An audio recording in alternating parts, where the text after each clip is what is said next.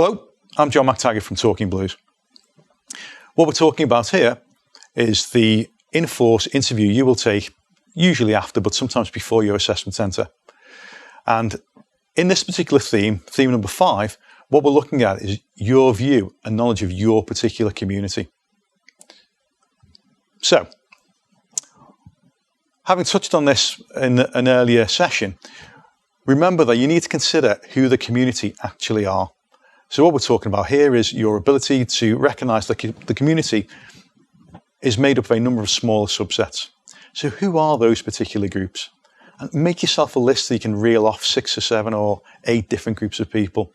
They might be by religion, it could be interest groups, elderly people, it could be the people who are the key opinion formers within the community.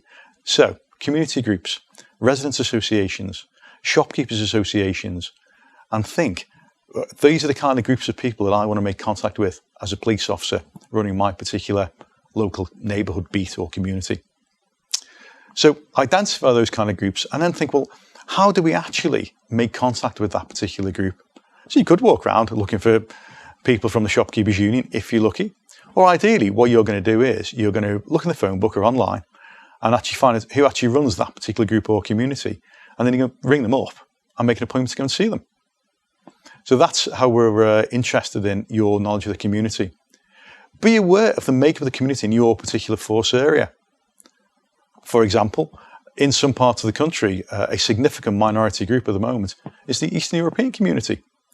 So consider how you could actually reach out to that particular group or those particular types of individuals. Consider hidden parts of the community as well. Groups of people that exist who are very, very hard to actually contact.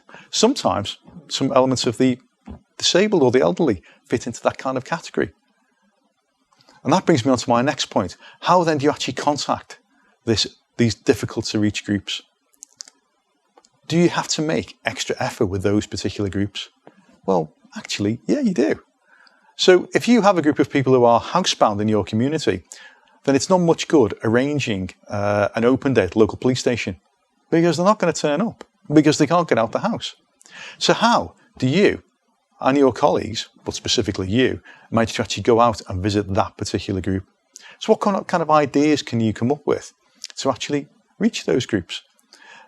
There may well be some kind of social services group or special interest group who actually works with that particular sector of the community.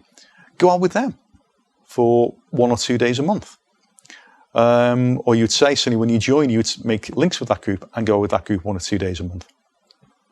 So that's how we would go about seeking to build our links with that particular group.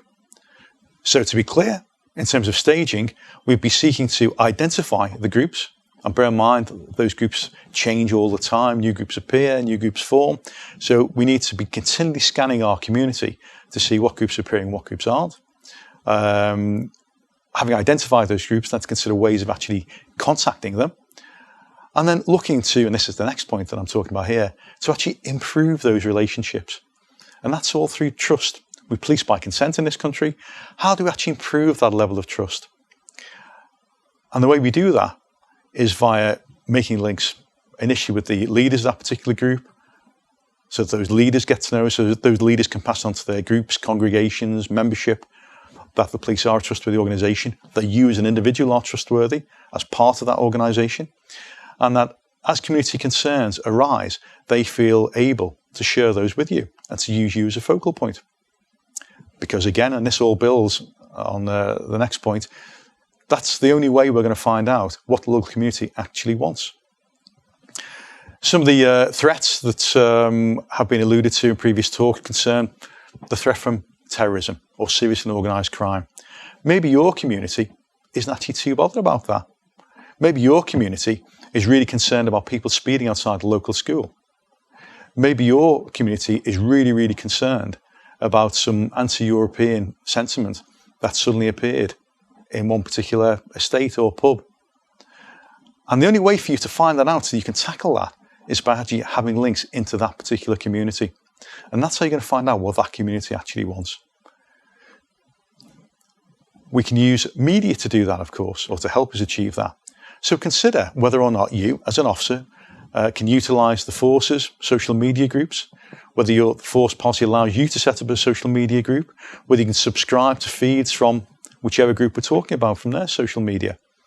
But that doesn't replace, of course, personal contact. Social media is a great communication tool, and it's a great communication philosophy. It's a great way of advising and warning people and notifying people and telling people what you're doing. But there also has to be a human element to all of this so that people can trust what it is they're actually reading on that particular social media site. By doing that, that's what we're actually going to be talking about in terms of knowing your community. So do your homework again, and this will be on the Force website and certainly on the Police and Crime Commissioner's website.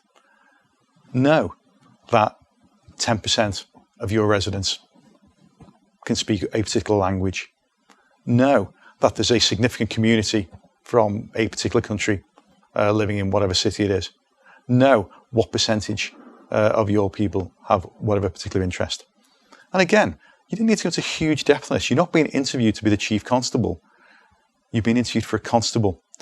But we do expect you to have a basic understanding. So be able to talk about it for a minute or so. Yeah, that is the key thing to this, just to show you have an awareness of it and a basic understanding of what's actually happening.